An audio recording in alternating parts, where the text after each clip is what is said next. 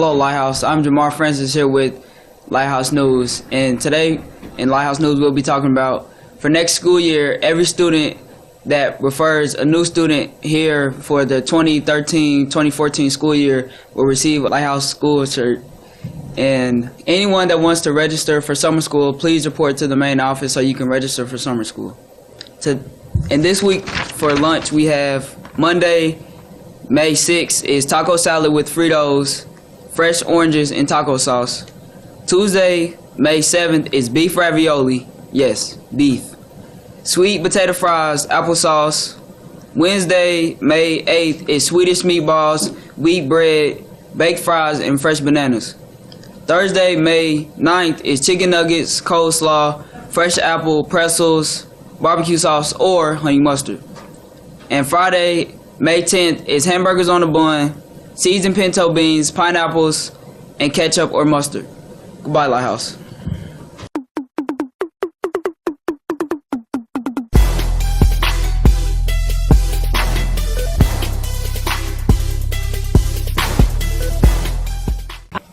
Hello, Lighthouse. I'm Enrique Romero here with Arturo Tapia. And today we're going to be covering the sports section of your news. In the NBA playoffs, the San Antonio Spurs have advanced to the second round. They won the series 4-0, defeating the Los Angeles Lakers.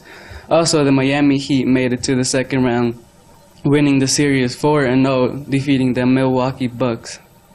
Also in soccer, Sheikh Mansour, the owner of Manchester City, has proposed a plan to create a 20th Major League Soccer team, which will cost them roughly around $1 million. He's also proposed an idea to create a stadium in New York, I think Queens, that is going to be about $350 million. And he says he will announce this to the public in the May 15th Manchester City versus Chelsea friendly. In the NFL, the draft took place last week. Eric Fisher was this year's overall #1 pick. The San Diego Chargers traded pick number 38, and they drafted Manti Te'o from Notre Dame. In the NBA, Jason Collins has become the first NBA active player to come out as gay.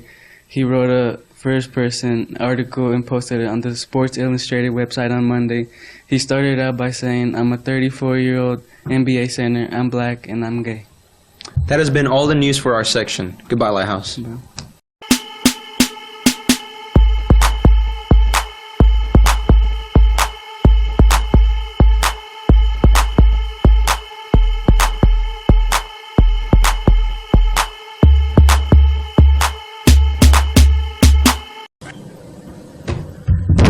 We in this thing.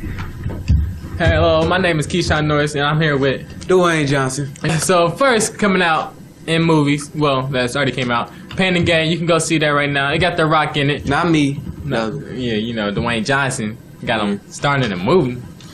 All right, so one movie that's in theaters right now is Pain and Gain. They got The Rock, well, Dwayne Johnson. You know, he in that movie. I'm in there. Basically, there's two guys that's in the gym. They see a rich person or a rich man, and they want to stop living a poor life, so they kidnap the rich man, and then they use the help of a recent criminal, which is Dwayne Johnson. So go ahead and go see that movie, and it looks real good on preview, so I'm pretty sure everybody would enjoy it. Next is a scary movie called The Lords of Salem. Basically, this is a scary movie about the Devil's Child. It's from the producers of Paranormal Activity. I haven't seen the previews, but if you want to, go see it. Also, we got Evil Dead. I know everybody seen the previews of that. That's a good scary movie. Scary. Another movie out is Evil Dead. That's a good movie. I saw the previews and it looks real scary.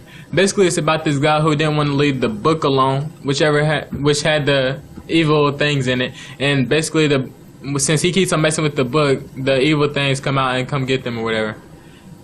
Turn over to Dwayne Johnson. You know, we got some movies that came out last Friday. Right. We got Iron Man 3 for all y'all who like Iron Man. Then we got the Iceman. It's like a hitman. This dude takes his daughter, starts shooting everybody. And then on May 10th, we got The Great Gatsby. Yeah. You know, all the juniors, we got to go see that movie anyway. Yep. And then on May 24th, we got two good movies coming out. What is it, bro? We got The Hangover Part 3. Can't wait to see that, bro. And we got Fast and Furious 6. Yeah. Yeah, I ain't ready for that. See both of them in one night. One night. Bye, Lighthouse. Bye, Lighthouse.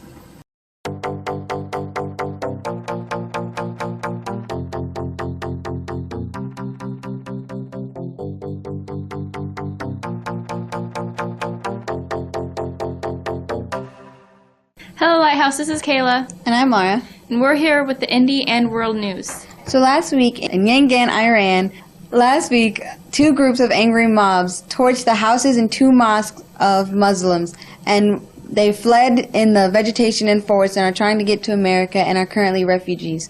And when American journalists and activist groups went to observe the site, they accused the government and their leaders of not restricting the extremists as much as they should be, for terrorizing the Muslims who make up 3% of the population.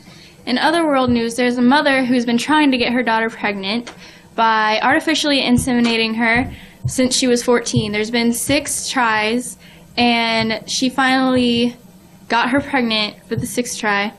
And when they went to have the baby, the mother told the midwives that she didn't want the daughter to bond with the baby, and she wanted to be the one to give the baby the bottle. The midwives reported her behavior, and when the cops showed up, the 16-year-old daughter told them the whole story, and the mother was sent to prison for 5 years to life. Bye, Lighthouse. Bye, Lighthouse. Hi, I'm Mari Mansfield. Here's Miss Kinsey interviewing her about the gun laws. What are some flaws in our nation's gun control policy in terms of who should own or use a gun?